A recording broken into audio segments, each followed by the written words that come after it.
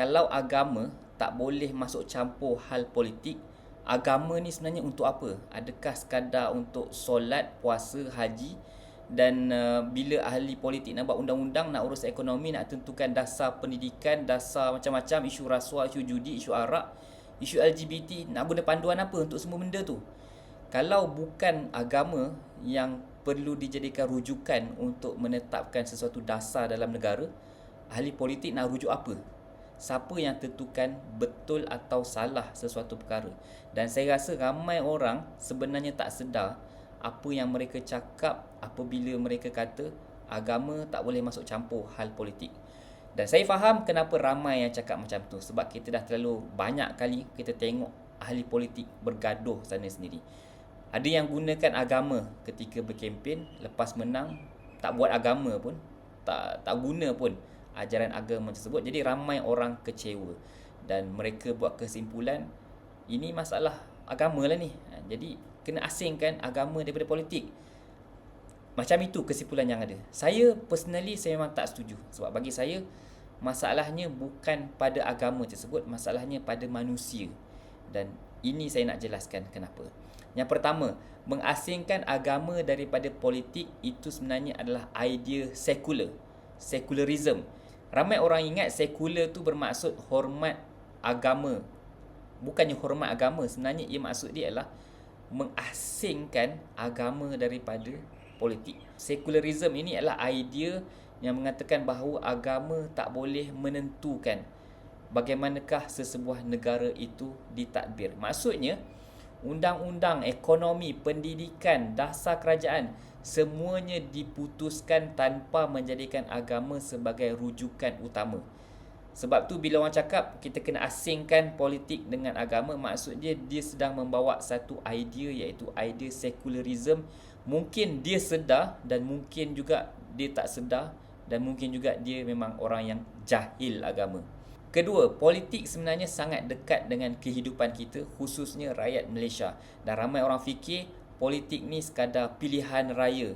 Sebenarnya tak. Politik ni adalah proses membuat keputusan untuk masyarakat, untuk negara. Harga barang, cukai, gaji minimum, pinjaman PTPTN, subsidi petrol, undang-undang jenayah, silibus di sekolah, semua ni adalah politik. Jadi kita nak tanya jugalah, kalau semua tu dan hal politik itu yang beri kesan kepada kehidupan kita, bukankah agama sepatutnya memberikan perlu ada tempat di situ? Dan takkanlah agama langsung tak ada panduan bagaimana kita nak buat sesuatu decision, sesuatu keputusan yang berkait tentang diri kita, tentang masyarakat, juga tentang negara. Ketiga, Islam sebenarnya bukan sekadar ibadah. Ramai orang melihat agama hanya di masjid, pakai kopiah, pakai jubah. Sebenarnya Islam lebih besar daripada itu. Islam ajar kita cara berniaga, cara bahagikan harta pusaka, cara pilih pemimpin, cara nak hukum penjenayah, cara nak menjaga hak jiran, cara layan ibu bapa, cara menjaga alam sekitar. Dan pendek kata, Islam ni bawa panduan hidup, cara hidup, the way of life. Dan sebab itu dalam Al-Quran banyak ayat bukan hanya bercakap tentang ibadah, tetapi juga tentang hukum hakam, keadilan, muamalat, pentadbiran masyarakat. Dan kalaulah Islam hanya untuk solat, kenapa Al-Quran sebut tentang banyak lagi aspek dalam kehidupan kita? Keempat, Nabi Muhammad bukan hanya seorang pendakwah. Ini fakta yang ramai lupa, yang tak belajar. Selepas hijrah ke Madinah dari Mekah, Nabi bukan sekadar buat masjid dan jadi imam untuk beribadah di sana. Nabi menjadi ketua negara. Baginda menyelesaikan pertikaian masyarakat, menghantar wakil diplomatik, menguruskan peperangan, mengutip zakat, menguruskan kewangan negara, menggubal perjanjian seperti Piagam Madinah. Dan semua ini adalah urusan pentadbiran negara. Dan kalau agama memang kena pisah daripada politik, kenapa Nabi Muhammad sendiri mentadbir masyarakat, mentadbir negara di Madinah? Kelima, ya, memang betul ada orang yang tunggang agama. Saya pun setuju. Dan ini tak boleh kita nafikan. Ada orang bercakap tentang Islam bila nak dapat undi, pakai kopiah, pergi masjid, berdoa dan sebagainya. Tapi bila dapat kuasa, semua tu hilang. Amanah pun hilang, integriti pun hilang, janji-janji dia pun hilang. Dan situasi ni memang real berlaku. Jadi saya nak tanya juga, kalaulah kita kata ada doktor di hospital cuai dalam kerja dia, adakah kita kena tutup hospital? Adakah apabila ada peguam yang menipu, jadi adakah kita perlu tutup atau mansuhkan profession sebagai peguam tu? Sudah tentu tidak. Jadi apabila ada ahli politik salah guna agama, jadi kenapa kita kena salahkan agama? Kenapa tak salahkan orang yang menunggang agama tu? Kenapa perlu salahkan Islam? Keenam, jangan salahkan Islam kalau orang Islam gagal. Saya bagi contoh yang mudah. Ada seorang tu nama dia Ali, tapi dia rasuah, dia main perempuan, dia menipu. Adakah kesalahan Ali itu membuktikan bahawa kegagalan Islam? Yang salah adalah Islam? Sudah tentu tidak. Yang salah adalah Ali. Begitu juga parti politik. Kalaulah ada parti yang memperjuangkan Islam, tak melaksanakan nilai Islam dalam pentadbiran dia, itu adalah kelemahan parti, bukannya kelemahan Islam.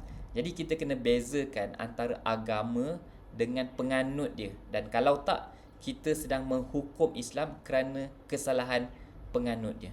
Ketujuh, sebenarnya semua orang ada agama dalam politik ataupun ada rujukan dalam berpolitik. Ini ramai yang tak sedar. Dan kalau kita kata agama tak boleh masuk campur hal politik, bukannya politik itu menjadi neutral. Tidak. Politik tetap akan dipandu oleh sesuatu. Kalau bukan agama, ia akan dipandu oleh apa-apa ideologi. Mungkin liberalism, socialism, nationalism, capitalism dan banyak lagi ism-ism yang lain. Pendek kata, semua ahli politik ada nilai yang mereka pegang. Beza dia ialah adakah nilai tersebut datang daripada wahyu atau datang daripada nafsu atau pemikiran manusia itu sendiri. Kelapan, isu yang sebenar yang kita nakkan adalah politik yang berakhlak, yang matang, yang buat kerja dengan baiklah. Dan ini yang sepatutnya kita kena perjuangkan. Bukannya kita nak kata politik yang tak ada agama. Tak boleh. Sebab dalam Islam tu sendiri adalah sebahagian daripada Islam adalah agama. Dan politik, ahli politik yang benar-benar mengamalkan agama akan menjadi ahli politik yang baiklah. Yang betul-betul menegakkan syiar agama, menegakkan nilai dan perjuangan agama itu sendiri. Kalau pemimpin tu nak bercakap tentang Islam, dia mestilah jujur, amanah, disiplin, mesti adil, tolak rasuah. Dan kalau tak, rakyat kena tegur lah. Engkau cakap hal Islam, kau cakap tentang hukum hakam, tapi kau tak buat. Sebab Islam ni bukan sekadar slogan, bukan sekadar pakaian, tetapi Islam ni adalah akhlak, kepribadian, pelaksanaan. Banyak lagi tentang Islam ni. Kesimpulannya bagi saya, masalahnya bukan isu agama terlibat dalam politik ataupun tidak. Kalau kita duduk sembang topik tu, maka kita akan termasuk dalam ideologi sekularisme. Masalah yang sebenar dia adalah apabila manusia menggunakan agama, menunggang nama agama, tetapi dia tidak mengamalkan agama tersebut. Ini masalah dia.